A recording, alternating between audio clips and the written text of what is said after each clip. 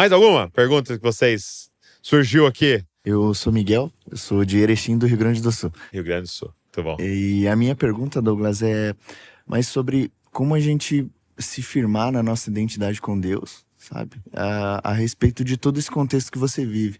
Porque eu acredito que como o Discope, ele tem uma abrangência mundial, como que fica essa questão, sabe? De quem é o Douglas, quem é a Valéria, quem é a Luísa, quem é o Davi. Que Muito conselhos bom, práticos você daria, sabe? Pra alguém que tá nesse lugar de visibilidade tão alta. Entendi. Cara, a primeira coisa, assim, eu acho que é você não alimentar esse negócio da visibilidade. Então, que sentido?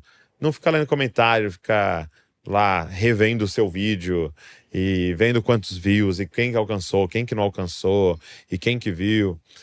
Uma resposta até que eu dei na turma anterior é: Jesus não tem nenhum problema com fama. Jesus tem um problema com buscar fama. Se ele quiser expor alguém, se ele quiser pegar alguma coisa que a gente fez, se ele quiser pegar um livro que você escreveu e mostrar para 1 milhão de pessoas, que ele faça. Agora, se eu fizer assim, como que eu escrevo para 1 milhão de pessoas lerem?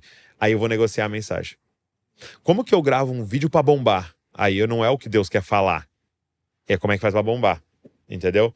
Então, o nosso desafio é ser fiel. E aí você tocou num ponto fundamental, que é o que a gente faz e o que a gente fala tem que ser uma externalização, uma materialização de quem nós somos em Deus. Então, às vezes alguém vai falar assim, cara, faz tal coisa, tá dando muito certo. Cara, não é quem eu sou em Deus. Então, não tô fazendo para dar certo, ou que é o certo, ou que, no sentido de, né, de bomba tal, de vai bombar, vai viralizar. Não. É quem que é você em Deus. Então, eu vou dar um exemplo lá do começo, né? Eu lembro que a primeira vez que eu viajei de avião para pregar foi para Manaus. E aí, eu encontrei, tipo assim, eu preguei e à noite eles fizeram um momento com os jovens e tinha um cara, um humorista cristão. E ele fez um stand-up e tal, foi muito legal e tal. E aí eu fui olhar os vídeos desse cara no YouTube e tinha, tipo assim, 200 mil, 500 mil. E pra época, 2011, já era como se fosse 5 milhões hoje. E aí eu postava o vídeo e dava 1.000. Aí eu falava, não, o que tá acontecendo? Ele sabe. Aí eu mandei mensagem pra ele, falei, cara, como é que faz o algoritmo, né? Assim, é o nome que põe, tem alguma tag que tem que pôr, né? Eu achei que tava postando errado, né? Cara, ele me mandou uma mensagem de volta assim, Douglas, não tem nada de especial. Ele falou assim, ó, bobeira vai bombar, falar sério não bomba. Então ele me deu essa resposta. O que eu poderia pensar? Então, eu preciso fazer um humor aqui, né, cara? Fazer umas piadas, por quê? Porque aí vai longe. E, cara, essa parada se esconde atrás de uma virtude, sabe? Se esconde atrás e fala assim, não, é porque eu quero que o nome de Deus vá mais longe. Por que eu quero vender 10 milhões de livros? Porque eu quero que essa mensagem chegue e tal. E pode ser verdade, mas a gente tem que ficar toda hora olhando pro nosso coração, cara. Toda hora olhando pro nosso coração, tipo, por que eu tô fazendo isso e tal. E naquele dia que ele me mandou aquela mensagem, eu falei, tá, mas não sou eu. Se eu quisesse fazer alguma coisa de humor e tal, não sou eu. Deus me fez pra ser foi de falar sério. Então não tem problema se tiver 1.000 visualizações, 2.000 visualizações, não tem problema. Você tem que ser fiel. Quando a gente chegar diante de Deus, gente, ele só vai te cobrar de ter sido você. Ele não vai te falar, por que você não vendeu 10 milhões de livros? Não. Ele vai te falar, por que você não escreveu o livro que estava em você? Ai, mas eu pensei que aquele tema só 200 pessoas ia ver. Tá? Não tinha a ver com 100, 200. Tem a ver com você pôr para fora a parte de Cristo que está em você. Então você vai ter que saber quem você é em Deus. Então você precisa, cara, desse tempo exposto ao Senhor, porque cada vez ele vai revelando mais quem nós somos, cara. E você vai compreendendo. E, cara, uma dica aqui. Quem você é em Deus tá desde a infância. Te dá uma dica. Olha para sua infância. E nos momentos em que você ainda não tinha sacado que tem que agradar aos outros, não tinha aquele monte de vergonha, sabe? Então, um pouco antes da adolescência ali, vou dar um exemplo. Tem uma pesquisa que os caras fizeram que eles iam de sala em sala na escola. Prezinho. O cara entrava e fazia uma pergunta. Quem aqui é artista? Todo mundo levantava a mão. Aí ele ia pro primeiro ano. Quem aqui é artista? Aí 90% levantava a mão. Aí ia pro segundo ano. Quem é que é artista? Ia caindo. A ponto de chegar em primeiro, segundo, terceiro colegial, ninguém levantar a mão. Porque vai morrendo, né? Mas por quê? Porque a gente vai percebendo que, ai, que vergonha, o que o outro vai pensar, o que o outro vai achar. Então olha pra sua infância, aquele momento puro ali. O que você fazia? Quais eram características suas ali? Ah, eu era professorinha. Eu ia lá, ficava na lousa lá, fingindo a professora. Cara, olha pra isso. Vou dar um exemplo do meu filho, o Davi. O Davi é um influenciador. Ele é um influenciador. E tá claro isso. Um dia eu cheguei lá na escola, tava todo mundo com cubo mágico. Porque o Davi apareceu com um cubo mágico. As crianças saem fazendo os pais comprar. Outro dia passou um tempo, tava todo mundo com skatinho de dedo. Porque ele apareceu lá com skatinho de dedo e todo. Esses dias tava todo mundo com ioiô. Entendeu? Porque ele levou um ioiô lá que ele comprou e todo mundo sai comprando ioiô. Eu falei, Davi, você tá entendendo, cara? Que quando você começar a pregar a palavra de Deus, as pessoas vão ser influenciadas por isso. Então, tá nele. Então não é algo ensinado, tal, porque Deus mandou isso nele. Agora ele vai poder desenvolver. Ele pode crescer naquilo. Então descubra quem você é e faz isso, cara. Manifesta quem você é.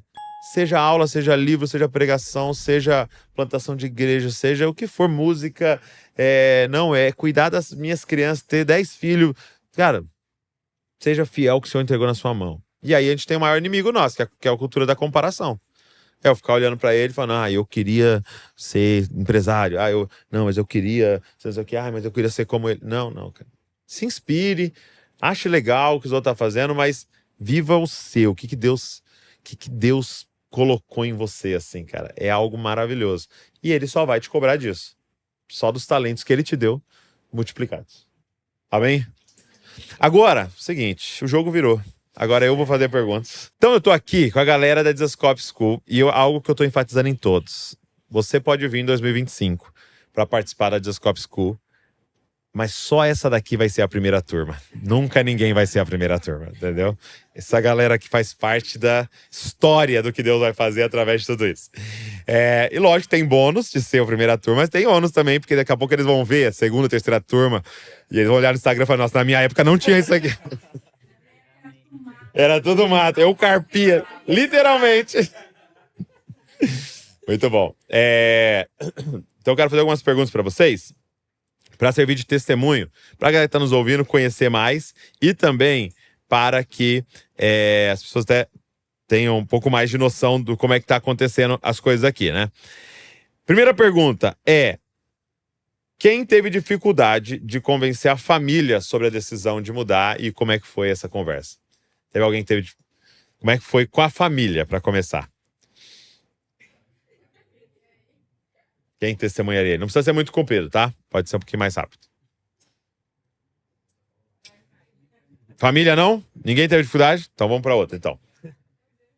Como é que vocês se organizaram? Eu quero que 2 pessoas falem, se possível, financeiramente para esse tempo. Vocês tiveram que mudar, ficar 1 ano aqui. Como é que você se organizou financeiramente? Quem aí teve esses desafios das finanças aí? Não, todos são muito ricos, ninguém teve nenhuma dificuldade. Cara, é muito doido, porque eu e o Rafa, desde quando a gente casou, Então vocês são casados? somos. Beleza. Faz 11 anos. 11 anos. Então, desde quando a gente casou, a gente, por algum motivo, a gente já foi guardando uma reserva financeira. Então, para vir para a escola, a gente já tinha ali uma reserva. Olha só que legal. E aí a gente a gente deixou a empresa lá, né? O Rafa ainda era sócio, né, de uma empresa de marketing. Só que aí não deu muito para conciliar, então no primeiro semestre ele abriu mão disso. E eu tenho um estúdio de beleza lá. Então, capacitei pessoas para continuarem lá trabalhando, Legal. então eu ainda recebo uma porcentagem desse trabalho lá. Então, acho que é basicamente isso, né? Aí tem umas coisas assim, tipo de investimento, essas coisas assim, mas é isso, né? Falei tudo. Muito bom. É isso, né? É isso. Boa tarde, meu nome é Rafael. Rafael. Sou casado com a Júlia, Ah, Sou a é. Júlia. E da onde? Cianorte, Paraná. Muito bom. E uma coisa interessante, que a gente veio assim, com um valor em caixa, Uhum. só que a gente teve a distribuição do prático. Então a gente fez o prático aqui no Brasil e agora, mês que vem, a gente vai fazer o prático em Portugal. Sim. E foi uma coisa não que nos preocupou, mas a gente pensou Sabia que era um muito a desafio. respeito. É um Uhum. desafio, porque tudo é em euros, então tem Sim. essa dificuldade.